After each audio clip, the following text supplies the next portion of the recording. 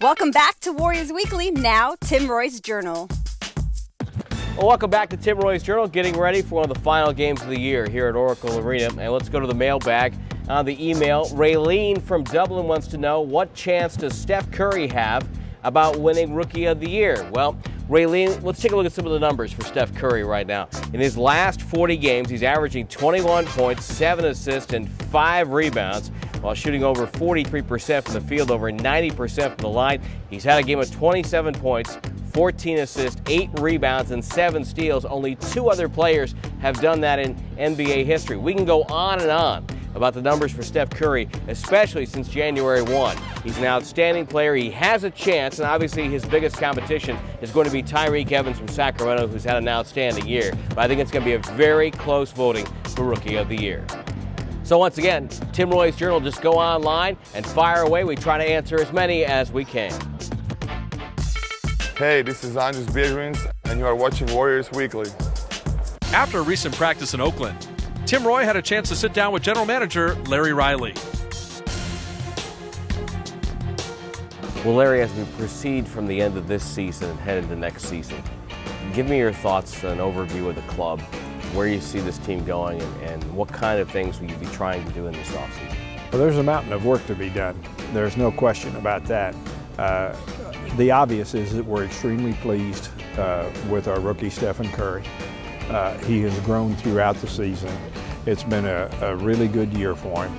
I've noticed him play against certain players who are pretty good, and the first time around they may school him a little bit, and then the second time, or maybe third, fourth, he's grown and gotten the best of them. And so we feel good about the rookie situation and our draft pick last year. I also feel that Monte Ellis has established himself again as a guy who's totally healthy and is one of the NBA's better players.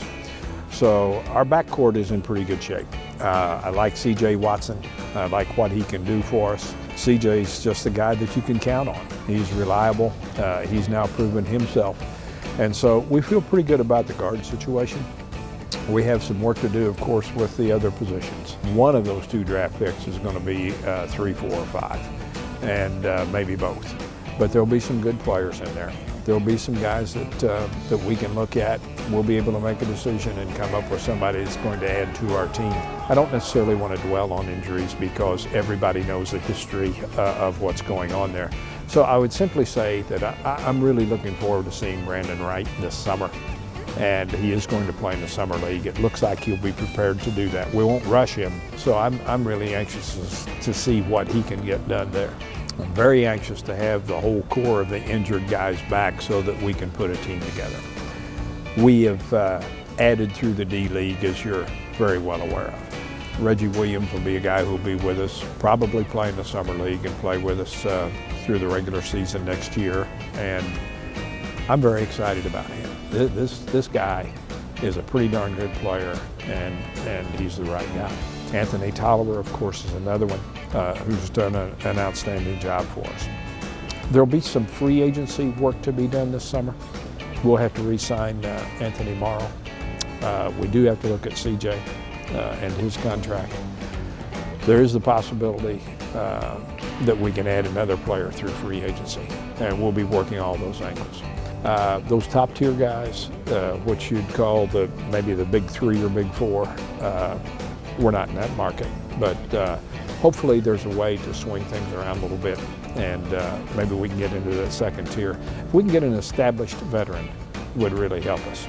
A guy who understands what this whole business is all about and is a pro. Let's talk about the 5 spot for a second. You've got 2 guys there, Andres Biedrins and Ronny Turiaf, and you'd have to think that if they're both coming back healthy, that you're okay there. You're fine. I would think so. And I would also think that with Andres' injury, it would appear to be the kind of injury that the surgery should fix it. And he also has the summer to heal up. So I feel like we go into next season with a healthy Andres Biedrins. And I think Ronny, a summer's rest will be good for him. And I think he'll be able to play the minutes that we would like him to play the next season. So those 2 guys tend to shore up that 5 spot. And I think we're okay there. I do feel like it can't be any worse than it was this year. So, and it should be a whole lot better. What's the next step for Anthony Randolph? Well, I think just conditioning through the summer and continuing to work on the skills of the game. He'll get in the gym and he'll work. And the main thing is to be physically conditioned very well, add a little bit more strength, and come to camp ready to go. How excited are you heading into this offseason because of the fact that with all these pieces that are going to be coming back healthy next year, and the emergence of Steph Curry, Monte having a great year, how excited are you about all that? Well, I do think that there's going to have to be a big jump in number of wins and what we can accomplish. I just don't see it going any other way. And our coaching staff, our players, and me, we're all tired of losing.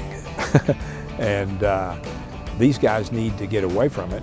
They need to have a few weeks off, and then we will work with them throughout the summer and come back with a fresh attitude and get out and get after it.